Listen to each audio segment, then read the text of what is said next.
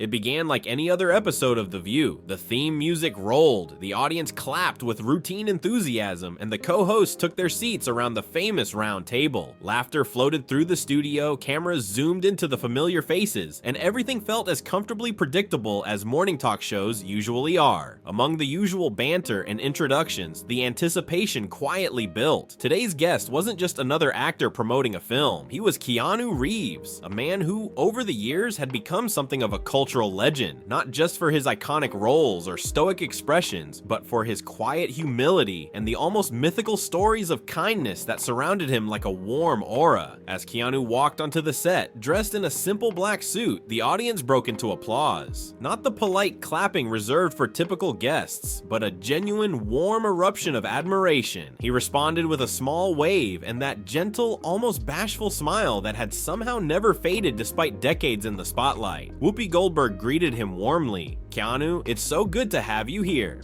"Thank you," he said with a nod. "It's great to be here." The interview started off easily. They touched on his latest project, a gritty indie film that critics were already buzzing about. Keanu spoke thoughtfully as he always did, choosing his words with care, never dominating the conversation, always deflecting praise with a quiet thank you or a humble anecdote. He talked about his love for motorcycles, the small charity he co-founded, and his deep respect for the people he worked with on set. But as Keanu answered questions with his signature sincerity, something else stirred beneath the surface. Joy Behar had been silent. Too silent. For those familiar with The View, Joy's quietness didn't signal passivity. It signaled preparation. She was watching, analyzing, waiting for just the right moment to pounce with a question that might unsettle the guest, push a boundary, or create that viral moment television producers dream of. Keanu, unaware or perhaps simply unbothered, continued with a story about mentoring young actors. That's when Joy leaned in, her voice slicing through his sentence like a knife. "You know, Keanu," she said with a smirk, "I've got to ask something that's been on my mind for a while." The room shifted. You could feel it. Not visually, not audibly, but emotionally. A tension crept in that hadn't been there before. The co-hosts exchanged side glances. Keanu's demeanor didn't change, but there was a quiet alertness now in the way he straightened in his seat. "Sure," he said calmly. "What would you like to ask?" Joy tapped her pen against her notepad, that practiced smirk widening. "This whole image of yours, the nicest guy in Hollywood, the humble hero who gives away millions and helps random strangers. Is it real? Or is it just a really effective public relations campaign?" The air went still. For a moment, even the ever-reactive studio audience seemed caught in stunned silence. You could practically hear the cameras whirring. It wasn't a typical question, not one often asked in the context of Hollywood kindness, especially not to someone like Keanu, whose reputation had been forged by quiet generosity rather than loud self-promotion. Keanu didn't respond right away. He looked directly at Joy, his expression still composed, but behind his eyes was a flicker of something else. Not anger, not disbelief, but a deep, contemplative sadness.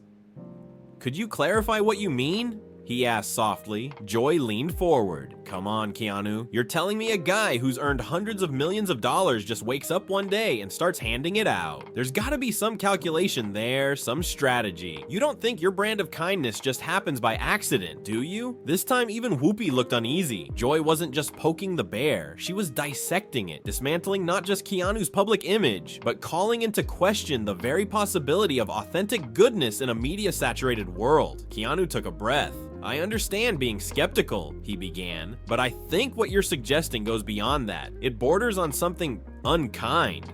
"Unkind?" Joy let out a sharp laugh. "Please, I'm asking the kind of questions real journalists ask. You want to talk about unkind? How about building a persona around suffering and then cashing in on it?" This time, the energy in the room turned icy. It was subtle, but unmistakable. The co-hosts leaned back, visibly uncomfortable. The audience, though still silent, began to murmur among themselves. And Keanu, he wasn't smiling anymore. His voice, when it returned, had lost its softness. It wasn't raised. It didn't need to be. There was power in its quiet now.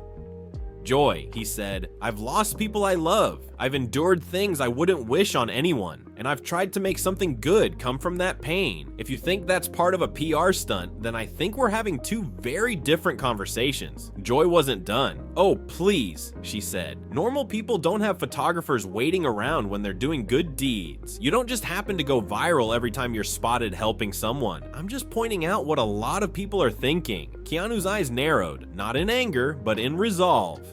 "You're not pointing out what people are thinking," he replied. "You're projecting what you believe people should think. That kindness must always be suspect. That generosity must have a motive. And that joy is not journalism. That's cynicism masquerading as insight." For the first time, Joy blinked. Whoopi opened her mouth to change the subject, but Keanu raised a hand gently, not to stop her rudely, but to say, "Let me handle this." And with that, the entire studio knew something extraordinary was unfolding. The man known for peace and patience had just drawn his line. The studio sat in a hushed awe. What had started as a routine celebrity interview had turned into something else entirely. Something raw, real, and painfully unscripted.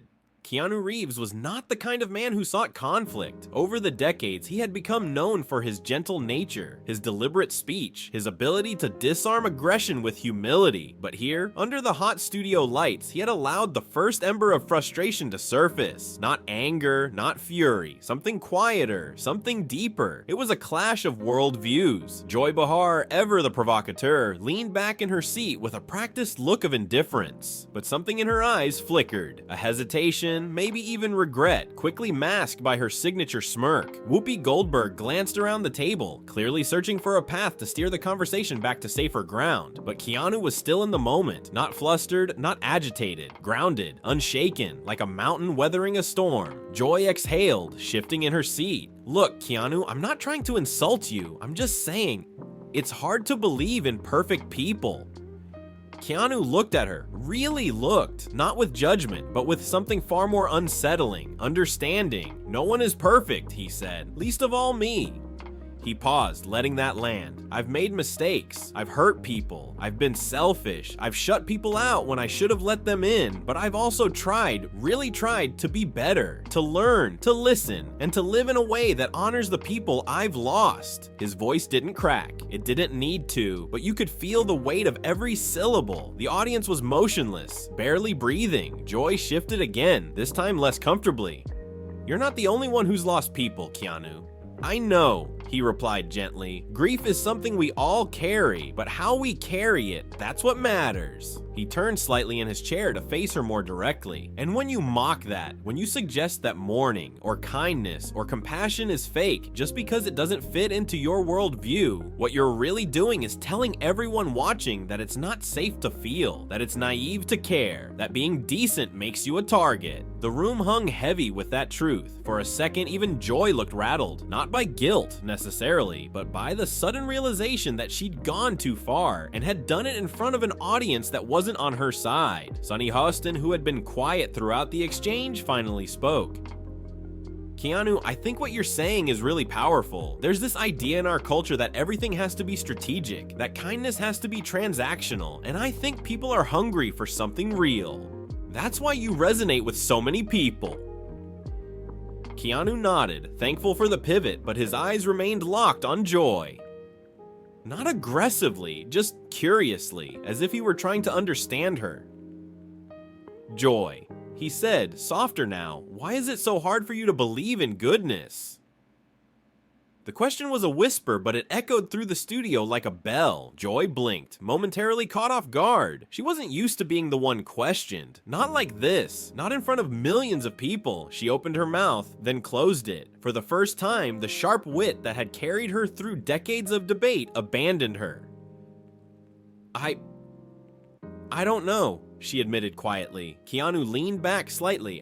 That's okay. It's a hard thing to believe in, especially when you've been hurt." And with that, the dynamic shifted again. This wasn't a clash anymore. It was a reckoning. For a long beat, no one said anything. The audience, sensing something bigger than a television segment unfolding, didn't clap, didn't cheer. They just watched, listened. Joy finally spoke, her voice lower, less sure.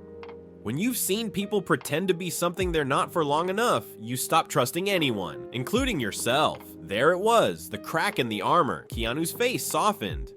That's not your fault, but don't let it define how you see the world or the people in it. The silence that followed wasn't awkward, it was sacred. For a brief moment, the lights, the cameras, the audience, they all faded into the background. Two people, separated by experience and ideology, were having a real conversation. One born of pain, yes, but also of possibility. Whoopi finally cleared her throat, gently breaking the stillness. I think we all needed to hear that today. The audience, as if released from a spell, erupted in applause. But this time it wasn't for entertainment, it was for honesty. Joy didn't join in right away. She sat still, eyes fixed on the table, processing. Eventually, she looked up at Keanu and said, not sarcastically, not defensively, but with something close to respect, "You're not what I expected." Keanu gave a soft smile.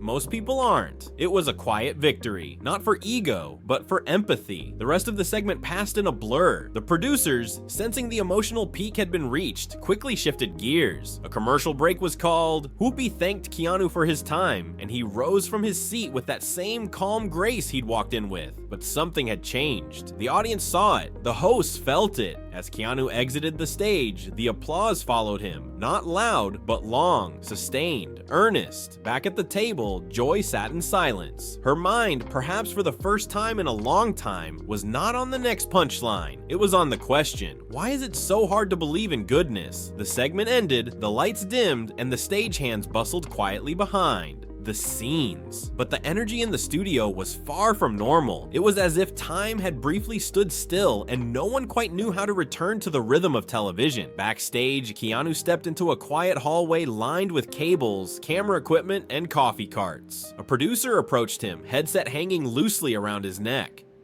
That was something, the producer said, trying to find the right tone. Keanu gave a polite nod, his eyes unreadable.